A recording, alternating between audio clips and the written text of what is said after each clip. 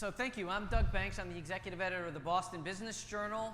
How many folks are here from a Massachusetts company, Massachusetts-based company? Vast majority. So you're all readers of the Boston Business Journal. You already know who we are and what we do. But for those of you who don't, one of the things that we do is that we've been doing a thing called Best Places to Work for going on 20 years now. I was there when we launched it. I've been seeing the companies that are considered the best places to work over the last couple of decades. So I was actually I was particularly interested in moderating this panel and discussing this topic because in many ways the employee experience, what makes a company the best place to work, what makes people really happy about the workplace that they have hasn't changed all that much. And yet it's also changed quite a bit. There's certain things that have changed quite a bit. And so I'm really excited to be here, so thank you for having me. When we think about the idea of the whole employee experience, and we think about sort of where we are today, as you all know, worker mobility is high, unemployment rate is down. The generational differences, we have Gen Z coming in, taking over, the millennials are almost taking over at this point. We're watching a lot of generation gaps. Generation X, which is mine, has been pretty much pinched and made irrelevant. We're shoved off to the side. And then you have the racial and ethnic shifts that are taking place. According to the Pew Institute's research, in the next 30 years, whites will represent just 48% of the population. So the white majority of our country actually disappears over the next 3 decades. And blacks, Hispanics, and Asians as a whole will represent the majority. So we're seeing over the next couple of decades, these changes are taking place. Even at the same time that the things that make a best place to work the best haven't changed, right? People who want to be at a company that value them, that offer them training, it's not all about the money. It's not all about the money. So we know that, we've known that for a long time. But today's topic, and why I'm going to stop talking, is because we're here to talk about enhancing the whole employee experience. So we just have a little topic to cover. Basically all of the things holistically that make people happy about the workplace. Not a lot of stuff, right? It should be little. So we're going to try to cover a whole lot of ground in a short amount of time, and we're going to probably go an inch deep and a mile wide for a little bit, and then I'm going to maybe come out to you guys toward the end, and you guys can ask questions, and we can go deeper on it. We'll see how it goes. If we don't cover the topic that you're really passionate about, then you just let us know. But before we do that, the folks who are to my left and to your right are far smarter than I am on any of this stuff, and so I'm going to let them do the talking. And the first thing I'm going to do is just to ask each of them to introduce themselves by name. You have their name and their job title in front of you, but give you their name, what they do, for whom, and what's fresh and new about what they're working on right now. So when it comes to your current work, on the whole employee experience, what are you kind of working on these days? And I'm gonna start to my far left and go to Nana. Sure. Hi everyone. I'm Nana Dingra. I'm a partner in McKinsey's New York office. Would describe myself as an activist turned consultant. So bring a lot of kind of grassroots campaign theory into culture change. And I would say the topic that is everywhere is purpose. Purpose is everywhere. Glad the rest of the world has caught up, I think, for many of us who've been thinking about this topic and working on this topic, and in particular seeing purpose really at the heart of employee experience. My name is Anastasia Bergmann, and I work at Harvard Pilgrim Health Care. I've been there for a few years, and I'm responsible for the talent management strategy, as well as diversity, equity, and inclusion. And employee experience journey is not new for Harvard Pilgrim Health Care. We've been rated a best place to work for a few years by Boston Business Journal and other organizations. However, we are becoming more intentional about our employee experience when it comes to the business strategy. Just like diversity, equity, and inclusion, you have to have a strategy in place to continue to make progress and investing resources and being very intentional and tying to everything that you do. We have a very similar approach when it comes to employee experience. New journey, we're learning, so I look forward to learning from the other panelists as well as from all of you. Hi everyone, I'm Donna Yonchak from the Commonwealth of Massachusetts, and I'm the head of talent management for the Commonwealth. When I started about a year ago coming from the private sector, I actually very intentionally changed the name of our new group to talent and culture, because I believe that the intersection of talent and culture and purpose that we've talked about are really the things that the Commonwealth needs to commit to in order to be an employer of choice. We're probably the oldest employer up here today in some regards, and yet the commitment to thinking about employees who are there for purpose and mission-driven work and the experience that they have are all the things that my teams work on. So my teams include leaders who work in talent acquisition and engagement and retention, learning and development, and workforce analytics. Brand new team, been together a year. I just passed my year mark. And I can tell you that that's probably what I'm really excited about, is learning from this group today, learning from the great conversations earlier today, and sharing with anyone what our journey will be. But it's a great journey, and it not only has the opportunity to impact 43,000 employees of the state, but also all of you who are taxpayers of Massachusetts. Albert? Thank you. I'm Albert Siu. I'm with Parexel International. If you're in the pharma industry or in the life sciences industry, you know what we do. We basically get involved in testing drugs for pharmaceutical and biotech company on a worldwide basis. We also support them in regulatory consulting, because if they want to go into different markets, they need that kind of advice. So we are a consulting and outsourcing company. What shaped my perspectives about this whole employee experience does not only come from Parexel International, which I'm a part of, but by training I'm a psychotherapist. So by training I really dealt with very crazy people. Not that I want to dwell on that, but then I got sidetracked into working for Hewlett-Packard, and I would like to emphasize that company shaped my views about the whole experience of people, because at the time when I was at Hewlett-Packard, I spent 16 years with them. Hewlett and Packard were both active in running the company. That company, how it was run, very different than perhaps the California company that as a result of some of the changes. And then I joined AT&T first in Asia to start build up their Asia infrastructure. And that also shaped some of my views about the whole experience from day one, what that is, because AT&T did not have a big, strong international presence when I joined. And then eventually I head up the learning for AT&T. That led me into the life sciences industry with Boston Scientific, and now in Parexel. What preoccupies me right now? There are three major trends that I'm observing, and I'm very interested in trends because when I joined this industry in computing and communication, they were all going through major change. At HP, the proprietary platform moving to open really shake up the industry. At AT&T, the communication industry, the line-based secure communication to the internet protocol and wireless communication really reshaped our usage experience today. In life sciences today, what's the big change is the future of blockbuster drugs are far and few between. What's really driving the change right now are more small market, small segment, personalized medicine. We are not talking about only relief of symptoms. We are talking about the potential cure. Has a huge implication in terms of how we shape the employee experience. And the three major trends that I will just briefly mention, the nature of work is changing. Yep. The second thing that is also happening is that we are facing, in fact, more urgently, a labor skill shortage.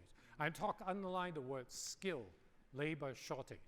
And the third thing is that I also think, I'm learning from a learning background, I also think how people learn are changing drastically. Great, thank you very much, Yeah. Albert, that's great.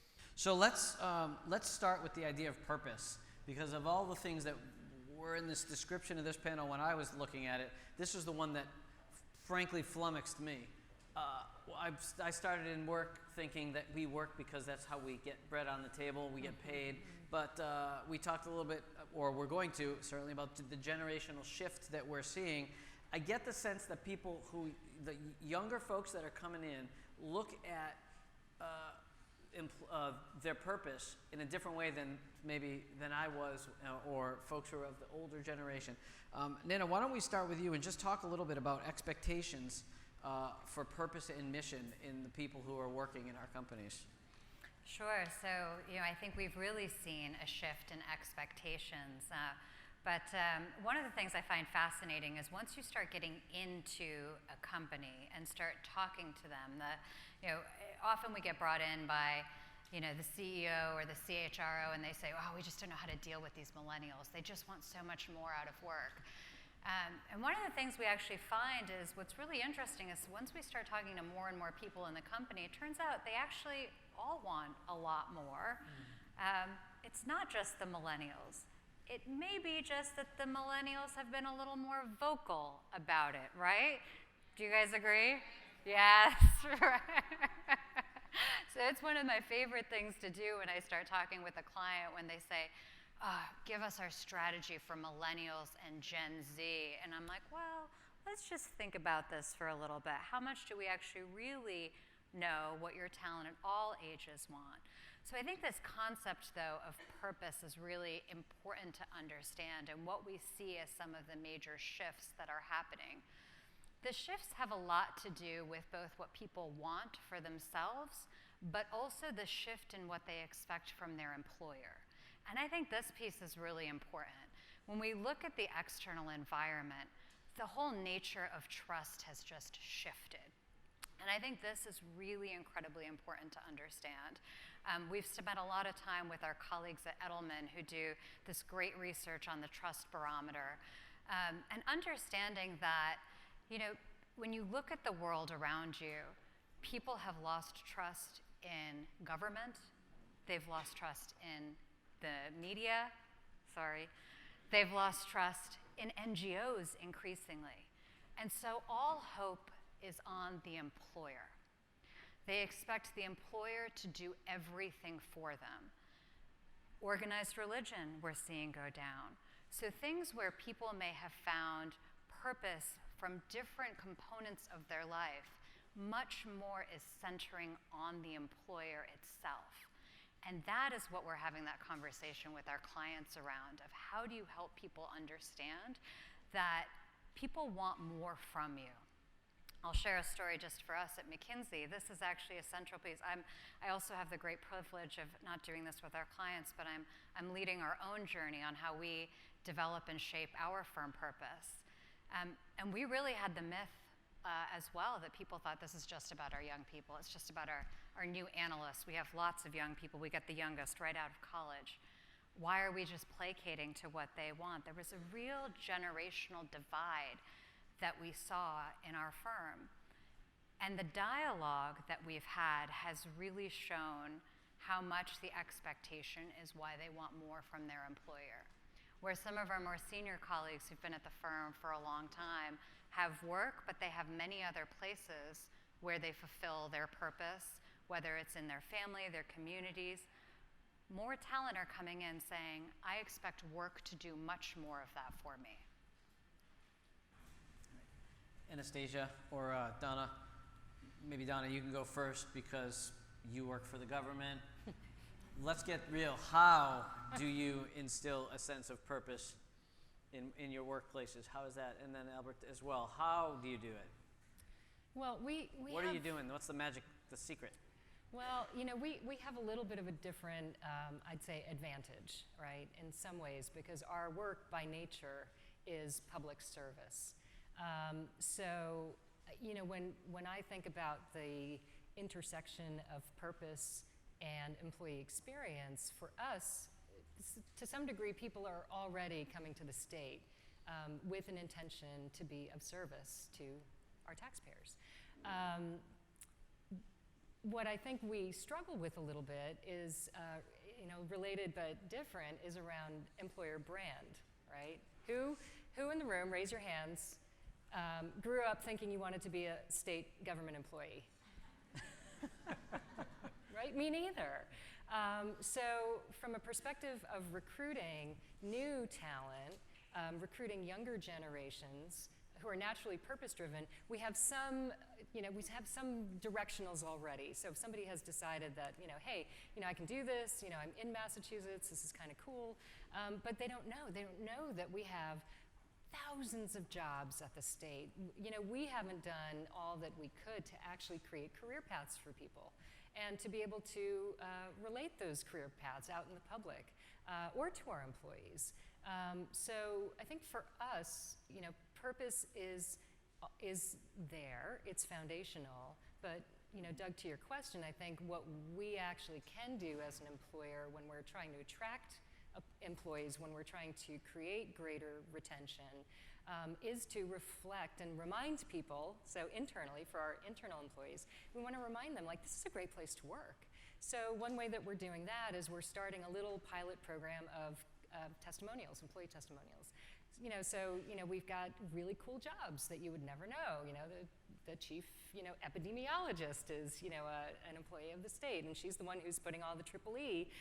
Her and her staff are the ones who are kind of notifying everybody about all the mosquito craziness that's going on. To bus drivers, to architects. I mean, there's just a, broad expanse of, jobs that are already purpose-focused. But how we relate that message to younger generations, hey, come on, we're the state, come work for us, that is going to rely on us being more creative, really creating a brand proposition for younger generations that not only is this a place, to find your purpose, but it's kind of a cool place to work.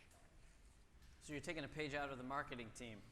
You're using testimonials. Former marketer, I admit. There you go. Very good. Anastasia, how about you? Insurance. Insurance, Not health a sexy insurance. place to work. Well, thank you. We know that. I will follow up with the same questions. Did anybody grow up thinking, I would love to work for health insurance? No. So a couple of years ago, we started employee value proposition work. Again, very intentional. We said we have a strong brand. For those of you who are not from Massachusetts, we're a healthcare plan, and we're also known for a nonprofit organization, does a lot, gives back to the community. So that's one of the things that we're very proud of as an employer here locally, to give back to the community. So we serve Massachusetts, Connecticut, Maine, and New Hampshire. And when we are designing our employee value proposition, we connected with our foundation team, and we designed our benefits. We actually offer 3 volunteer days where you can select and break down your days into hours if you prefer, and give back to the communities that are important to you. You can spend time with your kids in school, you can go to the animal shelter, you can have a service day with you as a department or as an organization in general. So we use this. So being a nonprofit company, we unfortunately cannot and choose not to compete when it comes to compensation to some great companies in Boston. It's just not our recruitment strategy. Our recruitment strategy is to demonstrate that purpose to the communities, because that's at the core of our company, working with our members, all our patients. We're all patients, right? So who wants to deal with the health insurance and find out about the claims? So creating that great experience is very important for our employees. So we educate them and help them to understand that every interaction that we have with a member has an impact to them as a patient, because they all deal with critical medical conditions or a sick child or an elderly parent, and trying to navigate it is very complicated. So connecting it to the employee experience and design of our benefits to make sure that we offer benefits to help employees through their journeys, no matter where they are in their personal journey or professional journey, to take advantage of the things that we can offer. So we look, for example, I'll give you an example on the benefits design. We offer tuition reimbursement like many companies do, some more than others, and many companies do it now. So it's not the benefit that stands out and say, well, that adds to competitive advantage. Yes, it does. But we also understand that we're recruiting professionals. We are recruiting people who we expect them to have their college degrees. So they come to us with significant debts. We don't have a lot of money to create another program and invest significant resources, so we need to be creative with the resources when it comes to tuition reimbursement. You take the budget and you say, what is the biggest need for us? What are the difficult to fill positions? Let's take some of the resources and move it into loan forgiveness.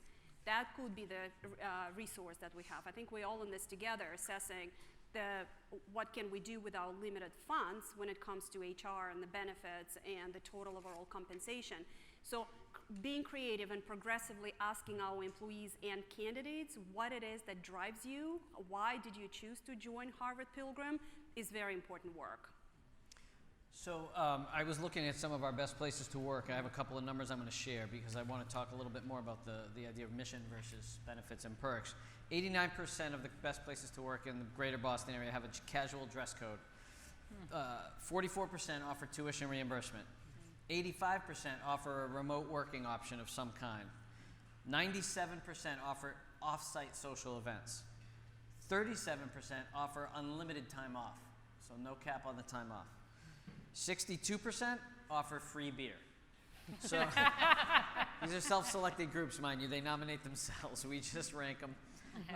So when we talk about purpose-filled work and having a sense of mission, but then you also have to offer certain perks in order to keep these folks. Which one wins, mission or perks? Which one wins and why? Can I make a comment before we get there? Since I have not the chance to speak about that. On this whole concept of purpose, actually, one of the sponsors has done some very interesting research. Better Up, they are one of the sponsors here. There's a book out there that you should go and take a look at that. And I bet they're going to run out of it. So after this, you may want to go out there. One of the things that I took away, one statistic I took away from them is that employees are willing to trade up to 20% of their pay for better purpose in their work. But when I think about the concept of purpose, I don't think about in a unitary sense of one dimension. I think about purpose has to go along with other things, at least two other dimensions. One is a sense of autonomy, how an employee, there's some of the statistics you quoted, that's why I say I don't want to not take advantage of the points you just raised. Unlimited time off, think about what does that mean? Is that you trust the people to have the judgment to know when to do something and not to do something. So to me, purpose has to go along well with a sense of autonomy that we need to create for people to feel. But not only that, one more thing that we need to also instill is give them a chance that make them feel whatever they do, they can be really good at it. The sense of whole mastery. So to me, when you have a sense of purpose, which is a lot of times shaped by leadership, but it's felt by employees. So to me, you have to get a sense of purpose working alongside with the sense of mastery and a sense of autonomy. When we triangulate these three angles, I think the whole meaning of work will have generated some potentially beneficial results of how our employee engage with the organization. Yeah, no, thank you, Albert. That's a great observation, and absolutely there's a connection there. So other thoughts just on, can benefits beat sense of mission? Or can you not out-benefit? No? It's not about free sushi for lunch. So perks can help, certainly, but in the absence of having aligned vision and purpose, you won't get the benefits from your employees. We see time and time again in our own research of what drives company performance. It starts fundamentally with employees need to know where the company is going, they need to know how they fit in, and they need to know how they relate to others. And in the absence of those three fundamental things, anything else you do around all of those, what I like to call the sushi for lunch, doesn't matter if you don't have those. So if you don't have those, you have to focus on those. If you do have those, then you start to get really thinking about, okay, how do I create the experience that I want? How do I create the special place that is going to be just us, where if they went anywhere else or they met somebody in an airport passing by and we ran into each other, we'd know it was somebody from our company because, we all kind of think the same and talk the same. That's kind of what you then think about. I'm sure you guys have thoughts more on that. Well, it's interesting. I think Anastasia touched on this, and you did as well, Nana, and Albert as well. We don't have the capability to do beer, on Fridays and spend a lot of money, right? Because that would be irresponsible as your, state government.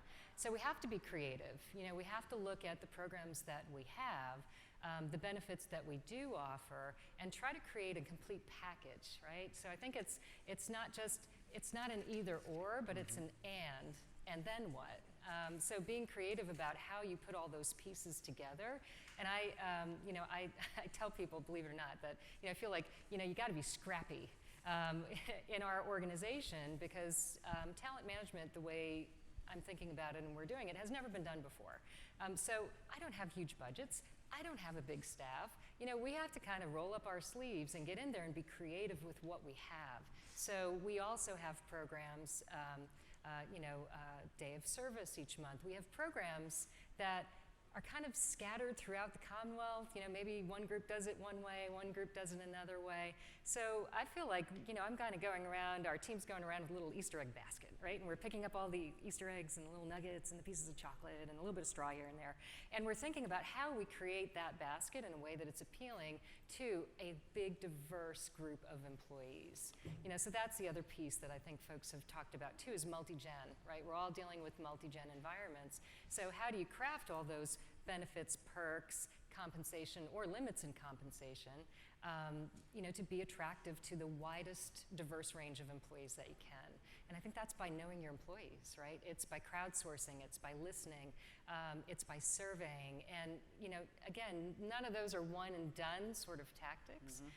But for us anyway, it's really about how do we bring those things together in a way, because we can't offer all the cool, like no pool tables at the state. It's just not what we can do. But what we can do is be creative about what we do have and try to package those in a way that's resonant and meaningful to the largest base of employees that we can. Any other thoughts, Anastasia? Yes, I will add that it is important to have a strategy in mind. What are you hoping to accomplish with limited resources that you have available? One of the examples that I can share with you, we had somebody on our team who left the company last year, one of our HR business partners, and we have a fully integrated HR business partnership model in the organization that works very well. But from the employee experience perspective, our business partners were expected to support the organization, and it was always an add-on. So they're already dealing with investigations, they're already dealing with redesigning their organizations, working directly with leaders. So for them, having another event, planning another event, or thinking about the employee engagement or the employee opinion survey, that was an add-on to something that they're already doing, so it was never a priority. So when one of our colleagues decided to resign, we decided to rethink, what does the organization need? And thankfully, with the support of the business partners, they said, if we can just bring a resource that can help us to be very intentional and help us connect the organization in a meaningful way when it comes to designing our benefits, when it comes to connecting with our wellness team, which we, again, being a healthcare company, it's at the core of everything that we do, but we offered programs to the employees, but not in a packaged way. It was like, well, we have this, we have yoga, we have mindfulness sessions, stop by. It wasn't packaged in a way to show that we care about our employees. When it comes to diversity, equity, and inclusion, again, we are all different, many generations. We have different needs. We engage with the organization differently. So we designed this employee experience specialist position, brought in somebody who actually has experience doing this work. He actually wrote a book on the experience working with employees, and now connecting, including working with IT. How many of us are struggling with so many systems in the workplace, new generations coming in? Other generations are struggling with trying to connect all the systems. We're not as integrated as we would like to be.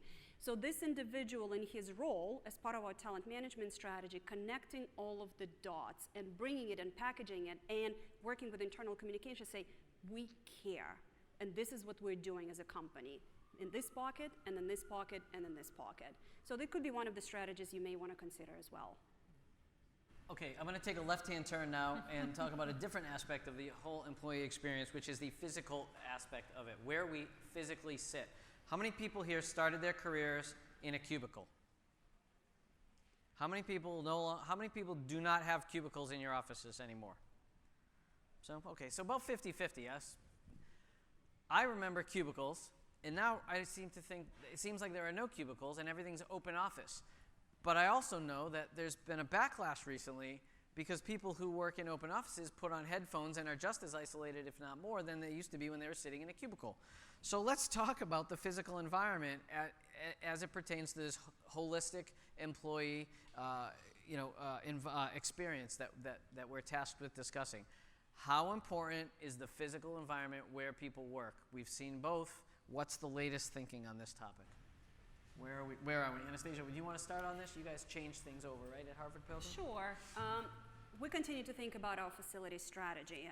And again, thinking about the employee experience, and we've tried it all. We have several offices, and many of them still have cubicles. And when a few years ago, the whole notion of open space and collaboration started out, that's something that we wanted to explore at Harvard Pilgrim.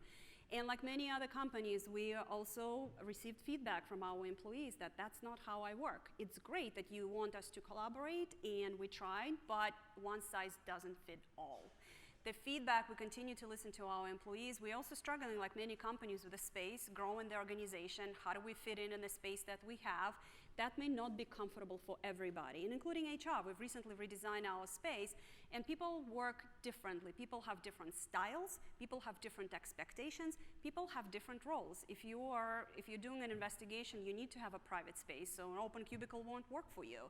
If you are on the phone with recruiting, yes, but if you are in the systems, maybe some collaboration space would be helpful. So what we're learning, and I'm not saying that we're perfect in any way, but as part of our journey, we are directing managers. If you're planning to make the change to the layout of the office, engage your employees, ask them what would work for them, with the expectation that you may not be able to design the space that fits everybody's working styles, but create a space where people can step out and make a private phone call, or conference room where people can collaborate, or based on the role. And we have people with disabilities in the workplace that need to have special, arrangements for the way that they work and the way they concentrate.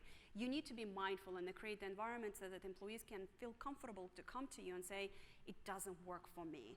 I would love to be part of this company. It just doesn't work for me. Let's figure out a way. And creating this environment for all of the employees is very, very important. We're actually working already with a cross-functional team where we have several generations, where we have every aspect of diversity represented in this committee, designing the new space for the future and offering recommendations to HR and facilities working together. I think sometimes when we talk about open office environment versus a closed office environment, I think we get ourselves caught up with a fad of thing, but rather these sort of things are not fetish type of practices.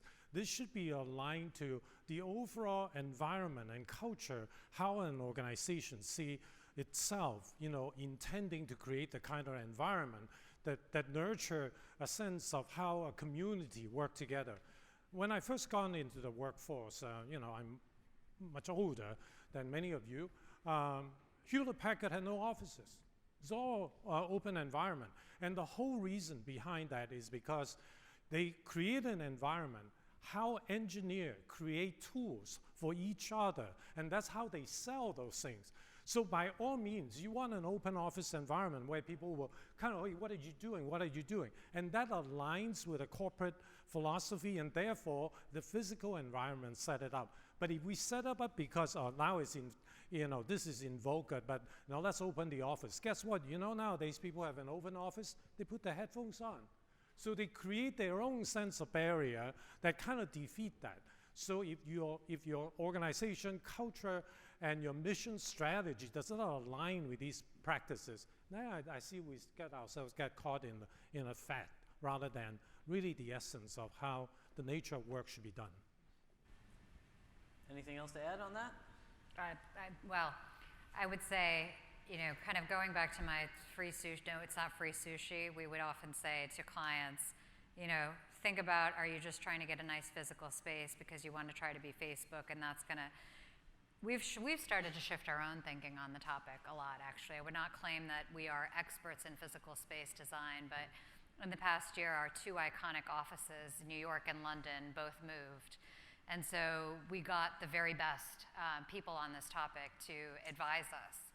And one of the most important things that we looked at in really understanding the research of the connection of space and body was how much we needed to get people to move out of their locations. We have an environment where our teams sit in team rooms all day, and often they're in that team room for months at a time. And actually what we found for productivity and working with not just the best in space design, but also some of the best on just this topic of productivity, the best researchers and scientists, was that the fundamental shift we needed to make was to help our people use different spaces for different tasks. And so we've moved offices in New York, and one of the big things that everybody's talking about is you can only book a team room for 3 hours. Because we're saying, teams, that's when you should be working and talking together, and then go off, and we've got lots of beautiful spaces that people can do their individual work and focus. And it's really hard. It's a real cultural change for us in a very different way of working. But I think the essence of that was really trying to figure out, like, what is it gonna take to actually have more productivity while really recognizing that people can do more in average working hours rather than needing to, stay in the office until 2 in the morning. So we're closing in on just a few minutes left. Is there anybody here who has a burning question on a topic we have not yet covered? Yes, I'll let you go. Yeah. At the Commonwealth, thank you. What do you do about public safety? So, especially when you've got clients or consumers, coming in and you. Along the lines of physical space, how does public safety play a role? Great question. It's an awesome question. So it's something that that we have, our learning team has become a little bit more involved with, as well as our public safety unit. So unfortunately, this is the reality of our world today. And in fact, we've just recently started internally scheduling trainings, active shooter training. I don't know, some of you have kids in school. Our kids are going through this kind of training. So I think it's an unfortunate reality. I think that it's a hard topic, but the more that we can educate our employees, our facilities, how we can manage around keeping everyone safe is an ongoing process. An opportunity for sense of purpose when you think about the teachers and the people who work for the state who are taking care of those kids and protecting them, right? I mean, yeah. Okay, yeah, another question, go.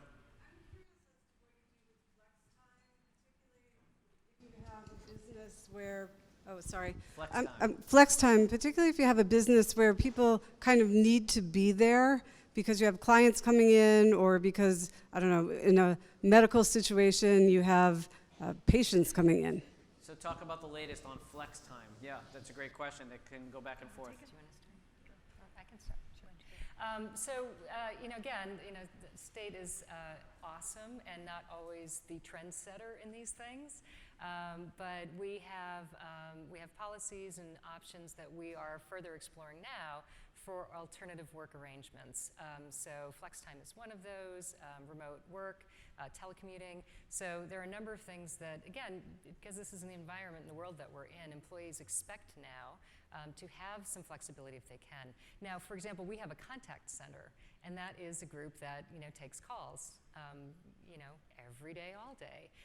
So in thinking about and union employees, big portion of union employees at the state. So we're thinking about how we can create programs that are reflective and flexible, but yet still accomplish the needs of the business. And I can't tell you that we're all there yet, but it's certainly something that, especially with piloted areas, we're trying different things. Anastasia? And when it comes to healthcare, we have specific jobs, about probably 30% of our population, where there are specific staffing ratios, and we have to have employees available and by phone and providing care. So we're working with those leaders to make sure that they think creatively about remote options. For example, we have member services calls. In the past, it was a non-exempt position, entry level into our organization, and the expectation was for them to be there, basically tied to their desk. You step out, and there's no flexibility. Now we have them, we broke it into 2 parts, and they're rotating work from home every other week. And I have to tell you, the attendance issues have come down significantly. The retention has improved significantly, especially in the cold months where, the weather, unpredictable weather, employees actually logging in on time. So it actually improved all of our scores. Our nurses who are expected to take phone calls are also working remotely. And we do have open time off for our exempt employees. Unfortunately, that's not an option for non-exempt staff when it comes to federal regulations, but this is the option that we rolled out to our employees, and it's working very well. And that's something that we're very proud of, and employees saying, please don't take it away. The flexibility is something that is very, very important to us. Well, I know we didn't get to cover everything about the whole employee experience. I hope we got to cover some of the things that you were hoping to hear, and that we answered as many questions. I think the folks here are going to be available afterwards for a couple minutes, milling around. But will you please join me in thanking Nana and Donna and Anastasia and Albert for their insights. Thank you very much. And thank you to your questions. Thank you to everybody.